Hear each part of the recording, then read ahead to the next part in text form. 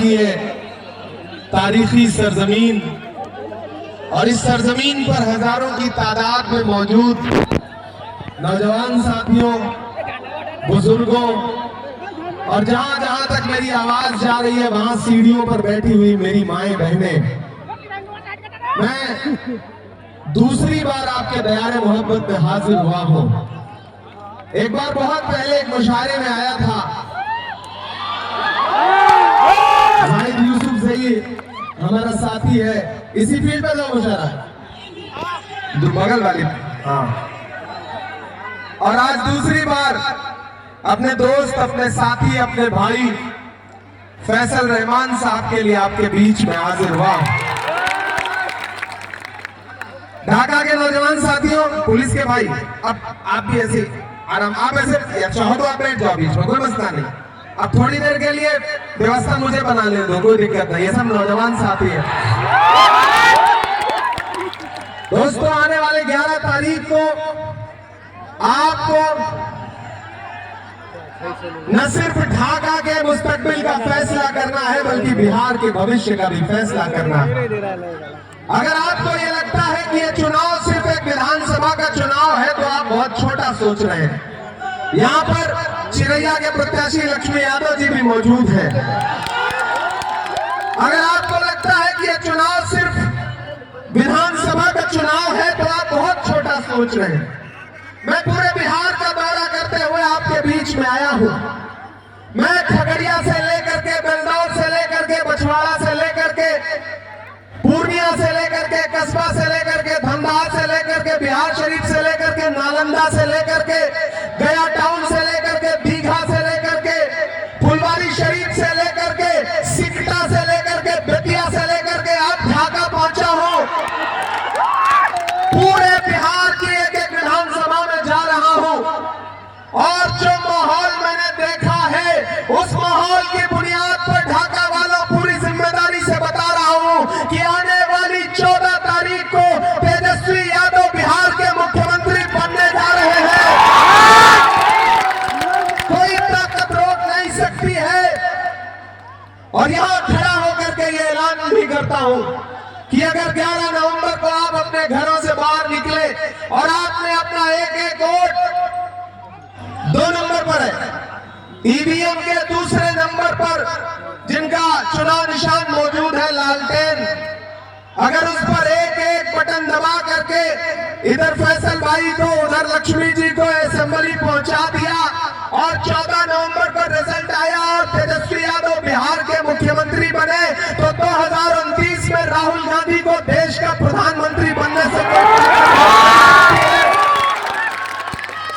ये चुनाव बहुत महत्वपूर्ण चुनाव है, जरूरी चुनाव है। यहाँ हमारे बुजुर्ग खड़े हैं, दानिश्वर लोग खड़े हैं, लोग आएंगे आपके बीच में आपको बांटने की, आपको बरगलाने की। सरे मिंबर वो ख्वाबों के महल तामीर करते हैं, सरे मिंबर वो ख्वाबों के महल तामीर करते हैं, इलाजे गम नहीं करते फकत तकरीर करते हैं। तो ये याद रखना कि ये चुनाव भाजपा पूरी साजिश के साथ, पूरी मशीनरी के साथ लड़ रही है। ऐसे में इस चुनाव को आपको फैसल रहमान बनकर के लड़ना है, एक भी वोट बर्बाद नहीं करना है। वो लालटेन लेकर के जो हमारा नौजवान साथी खड़ा है, इसमें 11 तारीख को इतनी रोशनी दीजिए, इतना तेल डालिए, इतना तेल डालिए, इतना तेल डालिए कि इसकी रोशनी से पूरा पश्चिमी चंपारण ढाका जगमगा उठे, पूर्वी चंपारण और साथ में पूर्वी चंपारण भी। यहाँ हमारे जिला अध्यक्ष आरजेडी के खड़े हैं, अभिजीत भाई खड़े हैं, तमाम पूरा मंच भरा है। जितना आपके मंच में भीड़ है इतना तो भाजपा वालों के यहाँ पूरी भीड़ नहीं हो रही है। दोस्तों, आप बड़े जिंदा दिल लोग हैं। फैसल रहमान एक तरफ खड़े हैं, बाईं तरफ दाईं तरफ लक्ष्मी जी खड़े हैं। मैं तुम्हें अपने उसूलों की कसम देता हूं, मैं तुम्हें अपने उसूलों की कसम देता हूं। मुझको मजहब के तराजू में न तौला जाए, मैंने इंसान ही रहने की कसम खाई है, मुझको हिंदू या मुसलमान न समझा जाए। ये चुनाव मोहब्बतों का चुनाव है। वोट बांटने की कोशिशें हैं, खरीदने की साजिशें हैं। लेकिन ढाका में खड़ा होकर के मैं ये कह रहा हूं कि अदावत है, सियासत है, परिंदा है, शिकारी है। अदावत है, सियासत है, परिंदा है, शिकारी है, मगर इन सारी चीजों पर मोहब्बत अब भी भारी है। ढाका वालों, फैसल रहमान से आपका सिर्फ फैसल रहमान तक का रिश्ता नहीं है, 2 पीढ़ियों का, 3 पीढ़ियों का, 4 पीढ़ियों का रिश्ता है। मैं इनके वालिद साहब के बारे में पढ़ता रहा हूं, सुनता रहा हूं। मोतियुर रहमान साहब जैसी शख्सियत जो आपके बीच में नुमाइंदगी करती रही है, उनके चश्मो चिराग है ये। इस चिराग को बुझाने की साजिशें में लगे हैं बहुत सारे लोग। पिछली बार बहुत थोड़े वोट से चूक गए थे आप, लेकिन इस बार चूकना नहीं है। और एक चीज जान लीजिए, पूरा इंडिया अलायंस एकजुट होकर के काम कर रहा है। मैं अभी सुबह पहली रैली बेतिया में किया मैंने अपने प्रत्याशी वसीम अहमद के लिए, दूसरी रैली मैंने सिकटा में किया कॉमरेड वीरेंद्र गुप्ता के लिए, और तीसरी रैली आरजेडी के लिए यानी कि फैसल रहमान के लिए करने के लिए ढाका में खड़ा हूं।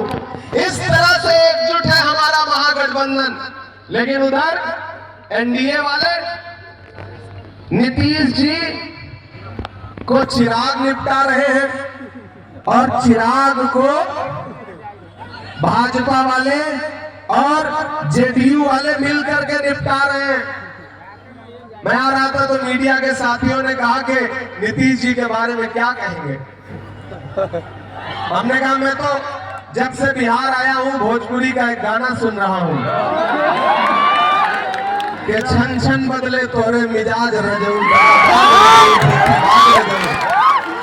मैं तो गाना सुन रहा हूं ये भोजपुरी का, और ऐसा लग रहा है जैसे ये गाना उन्हीं के लिए लिखा गया है। और इधर परसों अभी पटना में रोड शो हुआ नरेंद्र मोदी जी का। आपको पता है कि नीतीश कुमार को नरेंद्र मोदी जी ने अपने साथ गाड़ी में खड़ा ही नहीं किया, ललन सिंह को खड़ा किया। इससे यह जाहिर होता है कि जिस तरह महाराष्ट्र में भाजपा ने एकनाथ शिंदे का राजनीतिक कैरियर निपटा दिया, वैसे ही नीतीश कुमार के भी राजनीतिक कैरियर को निपटाने की साजिश कर रही है भाजपा। एक तरफ भाजपा के नेताओं के बयान सुन लो, प्रधानमंत्री कह रहे हैं कनपटी पे कट्टा। ये प्रधानमंत्री की भाषा है, ये प्रधानमंत्री की भाषा है। मैं पढ़ा लिखा इंसान हूं, शायर हूं, सांसद हूं, मुझे हैरत होती है कि देश के प्रधानमंत्री इस तरह की भाषा का इस्तेमाल करते हैं। लेकिन आप जब भी महागठबंधन के नेताओं का भाषण सुनेंगे, तेजस्वी जी को सुनेंगे, राहुल जी को सुनेंगे, प्रियंका जी को सुनेंगे, तो आप पाएंगे कि हमारा मैनिफेस्टो क्या कह रहा है कि हमारी सरकार बनाइए, पूरे बिहार को 5 साल में एक एक परिवार के एक एक नौजवान को नौकरी देने का काम करेगा महागठबंधन, वो भी सरकारी नौकरी।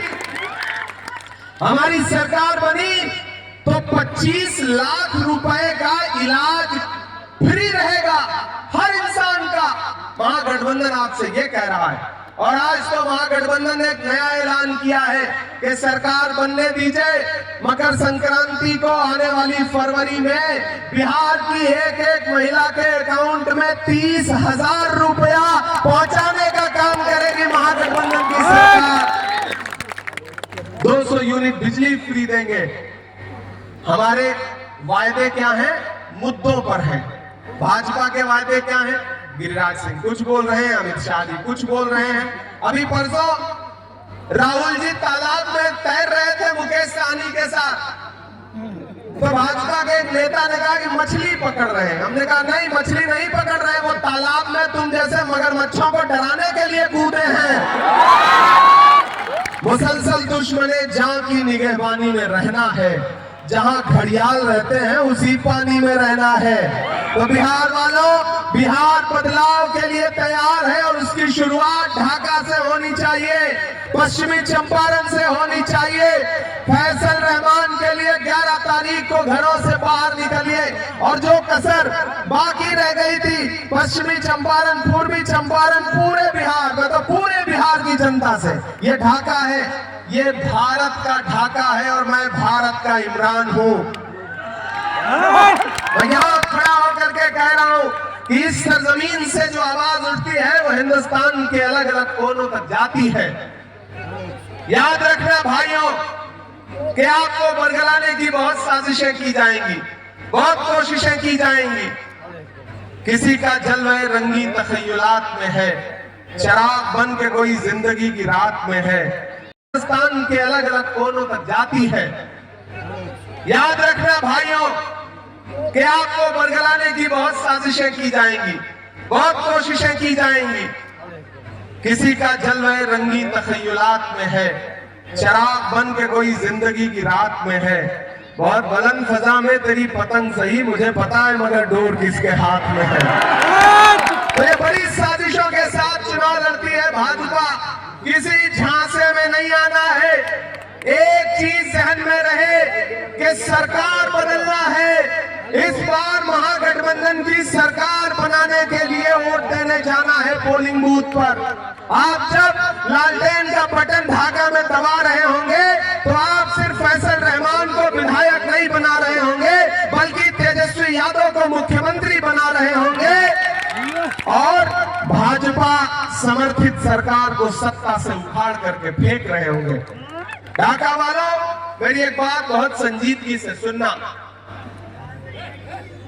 कि महान बादशाह सिकंदर ने जब यूनान फतेह किया तो जीत का जश्न मनाने के लिए शहर की सड़कों पर निकला तो उसने देखा कि पूरा शहर उसकी जीत का जश्न मना रहा है, लेकिन एक फकीर आदमी सड़क के किनारे बेखबर होकर के सो रहा है। सिकंदर को गुस्सा आया। सिकंदर ने उस इंसान को देख करके अपने घोड़े से उतरा और उस सोते हुए फकीर के पास गया और उसके पास जाकर के उसे जोर की एक लात मारी और लात मार के कहा कि क्यों रे फकीर, मैंने शहर जीत लिया, लोग जश्न मना रहे हैं और तू सो रहा है। उस फकीर ने उम्मीदी आंखों से सिकंदर की तरफ देखा और देख करके कहा कि शहर जीतना बादशाहों का काम है, लेकिन लात मारना गधे का काम है। तो मेरे भाई, 2014 में नारा लगाया था बहुत हुई महंगाई की मार, अब की बार मोदी सरकार। और फिर हालत क्या हुई कि जो 58 रुपए का पेट्रोल था वो 106 रुपए लीटर हो गया। मैंने तो देश की पार्लियामेंट में खड़े होकर के मोदी जी की आंख से आंख मिला करके और निर्मला ताई की आंख से आंख मिला करके कहा था कि आप वो लोग हैं जो नारा लगाते थे कि बहुत हुई महंगाई की मार। अरे आपको शर्म आनी चाहिए, आपने कफन तक पर जीएसटी लगा दी है, आपको शर्म आनी चाहिए। भाजपा की सरकारें वो सरकारें हैं। इसीलिए आजकल मैं जहां भी जाता हूं मैं उनको उनका भाषण याद दिलाता हूं और उनसे कहता हूं कि याद है आप कहते थे भाइयों बहनों देश के खजाने की चाबी मुझे सौंप दो, मैं चौकीदारी करूंगा। कहते थे कि नहीं कहते थे? अब तो मैं जहां भी जा रहा हूं उनसे पूछता हूं कि कहां सोया है चौकीदार। ऐसे काम नहीं चलेगा। मुझे लगना चाहिए कि मैं पश्चिमी चंपारण के ढाका में खड़ा हूं। मुझे लगना चाहिए कि ये जिंदा दिल लोगों का शहर है। मुझे लगना चाहिए पीछे तक आपकी दुआएं, आपकी तालियों का शोर पूरे देश में जाए, पूरे बिहार में जाए कि कहां सोया है चौकीदार। इधर से आवाज आई कि इमरान भाई आप बार बार पश्चिमी चंपारण, पूर्वी चंपारण। मेरे लिए चंपारण एक है, क्योंकि मैं जब भी चंपारण वाला मटन जो है मैं खाता हूँ ना तो मुझे ऐसा लगता है कि पता नहीं पूर्वी चंपारण में बनता है या पश्चिमी चंपारण में। लेकिन ये यहाँ की जो रेसिपी है, यहाँ के जो किसान हैं, यहाँ के जो आवाम है, वो बड़ी जिंदा दिल है। पूर्वी चंपारण, पश्चिमी चंपारण अपने आप में पूरा भारत है। ये वो सरजमीन है जहां से महात्मा गांधी को राजनीति और क्रांति के लिए उन्होंने इस धरती को चुना था। इसलिए मैं इस धरती को सलाम करता हूं। क्या कहां सोया है चौकीदार, कहां सोया है चौकीदार। क्या पेट्रोल और डीजल की कीमत रही सैकड़ा मार, कहां सोया है चौकीदार, कहां सोया है चौकीदार। के चाय, बड़े समझदार लोग हैं फैसल भाई, चाय का नाम ले लो इनको स्वाद आ जाता है। कि चाय बेचने वाला पूरा भारत बेच रहा है। भागलपुर में 1000 एकड़ जमीन, 1 एकड़ 2 एकड़ 4 एकड़ 10 एकड़ नहीं, 1000 एकड़ जमीन नरेंद्र मोदी जी ने अपने उद्योगपति दोस्त अडानी को 1 रुपए में दिलवा दी। कितने में? 1 रुपया में। 1 रुपए में चाय भी नहीं आती है आजकल। 1000 एकड़ जमीन अडानी को नीतीश जी से कह करके 1 रुपए में दिलवा दी। तब इमरान ये मिसरे पढ़ता है कि चाय बेचने वाला पूरा भारत बेच रहा है, इसी काम में हासिल उसे महारत बेच रहा है। कि रेल बिक गई, तेल बिक गया, बिका हवाई अड्डा। आप तैयार है ना ढाका वालों? वहां जो सीढ़ियों पे बैठे हैं और यहाँ जो छतों पर है, सामने है, एक एक आदमी की तालियों का शोर पटना तक जाना चाहिए, दिल्ली तक जाना चाहिए।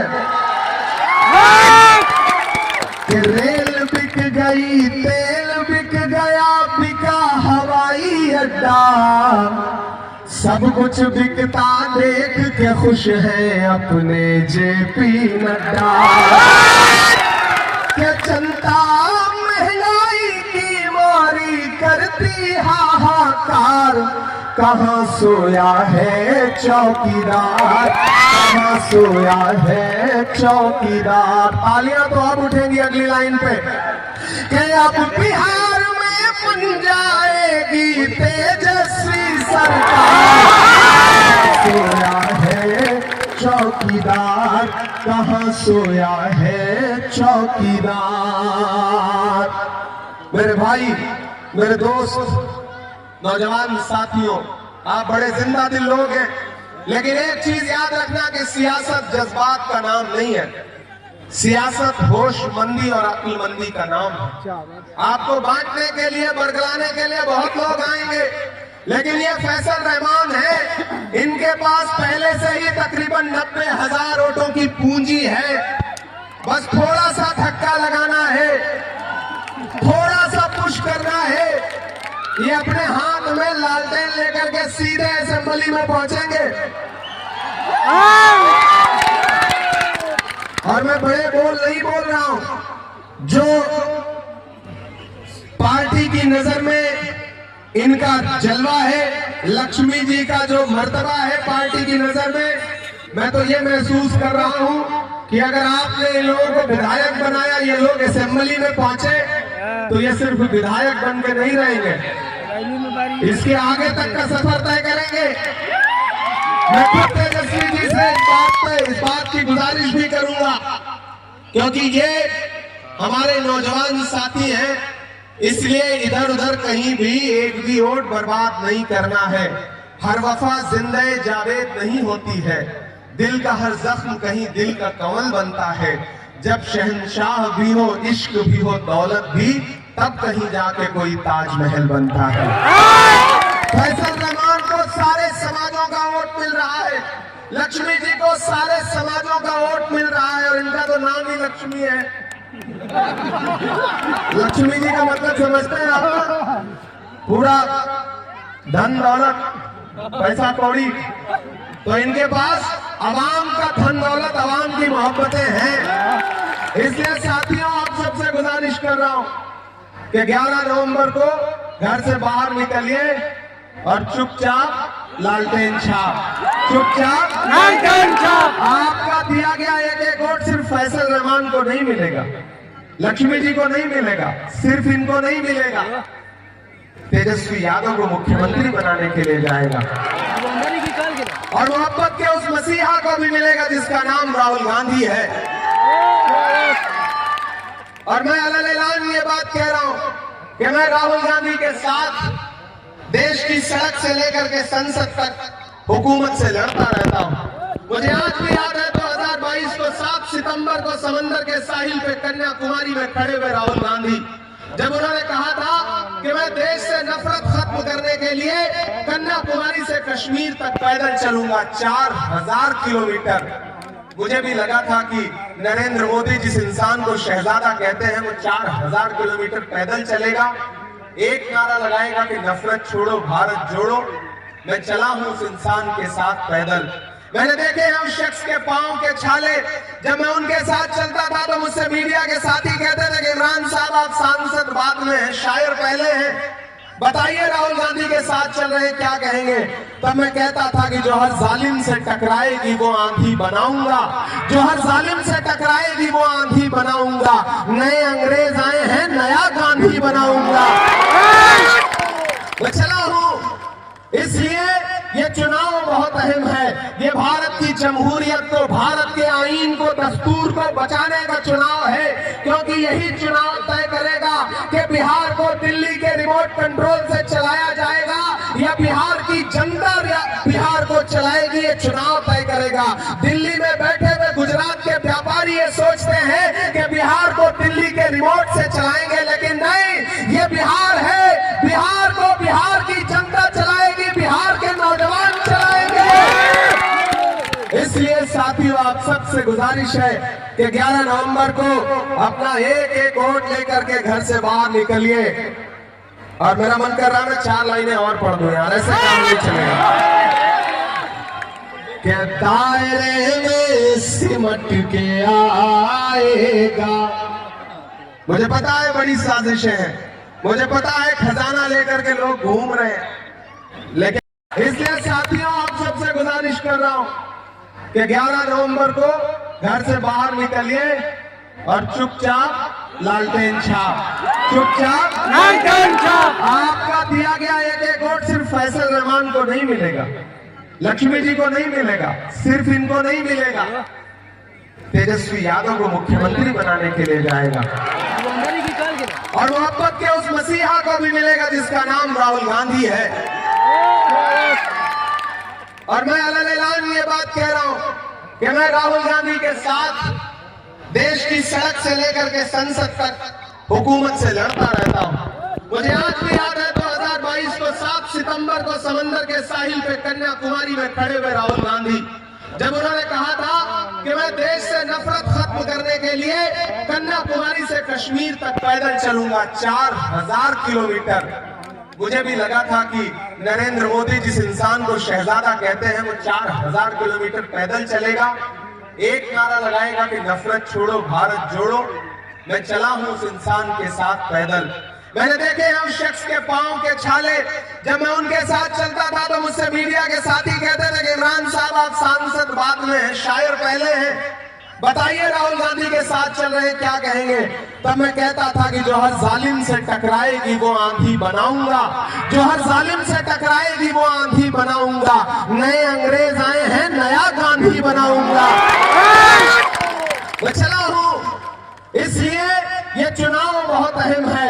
ये भारत की जमहूरियत को, भारत के आईन को, दस्तूर को बचाने का चुनाव है, क्योंकि यही चुनाव तय करेगा कि बिहार को दिल्ली के रिमोट कंट्रोल से चलाया जाएगा या बिहार की जनता बिहार को चलाएगी। ये चुनाव तय करेगा। दिल्ली में बैठे हुए गुजरात के व्यापारी ये सोचते हैं कि बिहार को दिल्ली के रिमोट से चलाएंगे, लेकिन नहीं, ये बिहार है, बिहार को बिहार की जनता चलाएगी, बिहार के नौजवान चलाएंगे। इसलिए साथियों आप सबसे गुजारिश है कि 11 नवंबर को अपना एक एक वोट लेकर के घर से बाहर निकलिए। और मेरा मन कर रहा है मैं 4 लाइनें और पढ़ दूं यार, ऐसे काम नहीं चलेगा। कि दायरे में सिमट के आएगा। मुझे पता है बड़ी साजिशें हैं, मुझे पता है खजाना लेकर के लोग घूम रहे हैं, लेकिन मुझे यह भी पता है कि आप बिकने वाले लोग नहीं हैं। कोई खरीद नहीं सकता है आपको। मोहब्बत के हाथों बिक सकते हैं, दौलत के हाथों आपको कोई नहीं खरीद सकता है, मैं जानता हूं। इसलिए आपकी मोहब्बतों की बुनियाद पर यह शेर पढ़ रहा हूं कि दायरे में सिमट के आएगा, हर रवायत से हट के आएगा। आंधियों को जरा खबर कर दो। समझ रहे हैं ना मैं किसके लिए शेर पढ़ रहा हूं?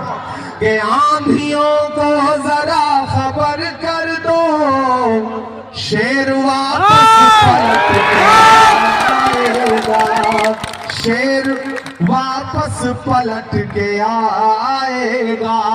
उठाइए अपना एक एक हाथ, इधर मंच पर भी उठाइए अपना एक एक हाथ ढाका वालों, और मुझे भरोसा दिलाओ कि 11 नवंबर को अपना एक एक वोट महागठबंधन के प्रत्याशी फैसल रहमान और इधर लक्ष्मी जी को चिरैया में देंगे ना? महागठबंधन जिंदाबाद, महागठबंधन जिंदाबाद, महागठबंधन जिंदाबाद, महागठबंधन जिंदाबाद। बहुत शुक्रिया, बहुत मोहब्बत। थोड़ा सा नहीं लड़का का प्रश्न हल